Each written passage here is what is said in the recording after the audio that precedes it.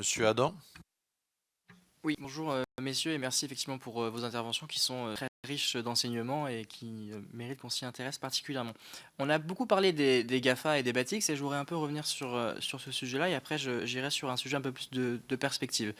Euh, je pense que les dernières années du capitalisme ont prouvé qu'avec des gens très intelligents et beaucoup de capital, on pouvait aller très loin et que ce qui avait prévalu par le passé, de se dire l'histoire, l'expérience des entreprises leur permet d'avoir une assise suffisante pour les empêcher de se détruire, n'est plus vrai. Une entreprise peut être complètement phagocytée par une innovation parce qu'il y a des gens très intelligents et beaucoup de capital qui sont derrière eux. Et je voudrais, par rapport à ça, vous faire part finalement d'une crainte. Quand on voit les GAFA, les Batix, on voit des gens qui, chaque année, accumulent de plus en plus de capital, le capital qu'ils utilisent pour acheter des entreprises, grossir encore plus. Et finalement, ces entreprises ne sont plus des entreprises. Pour moi, ce sont des états-prises. Ce sont des entreprises qui ont le pouvoir qui s'apparentent parfois à ceux d'un État. Ils s'occupent pour leurs salariés de logement, de mobilité, ils gèrent le transport entre leur lieu de vie et leur lieu de travail. Et puis voilà, ils ont une emprise sur les choses qui est de plus en plus importante et achètent de plus en plus d'entreprises un peu partout dans le monde pour être sûr que s'il y a une prochaine innovation, que ce soit dans leur giron et non pas qu'ils y soient confrontés directement.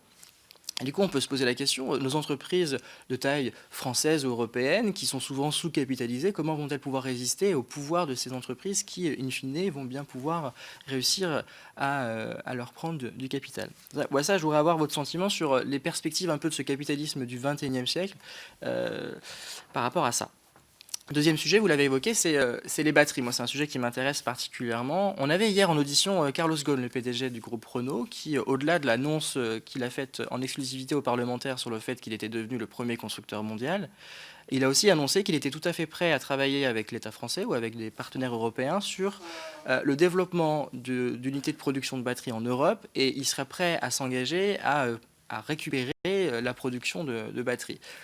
Et donc, là-dessus, on est confronté à une question, c'est comment fait-on pour développer une vraie filière de la batterie en Europe, alors qu'effectivement, aujourd'hui, tout se fait en Asie, particulièrement en Chine, alors qu'il faut se souvenir que la recherche sur les batteries, initialement, s'était faite en France, et que c'est Sony qui a récupéré les connaissances et les brevets pour fabriquer les premières batteries au Japon. Donc du coup, on était bon au tout début, puis on est toujours dans cette histoire de capital qui n'est pas présent, des entreprises qu'on n'arrive pas à fédérer pour créer une industrie. On l'a perdu, et aujourd'hui, on se rend bien compte que c'est au centre du développement de la voiture de demain. Les batteries, c'est une grande partie de la valeur des voitures. Et si on n'a pas les technologies de batterie qui sont faites en Europe, il est possible que le constructeur européen soit complètement mis sur le bas-côté parce que en Chine, on aura des constructeurs qui vont se développer en très peu d'années, qui vont avoir une avance technologique sur nous et du coup, les consommateurs seront plus intéressés par les produits chinois que par les produits européens.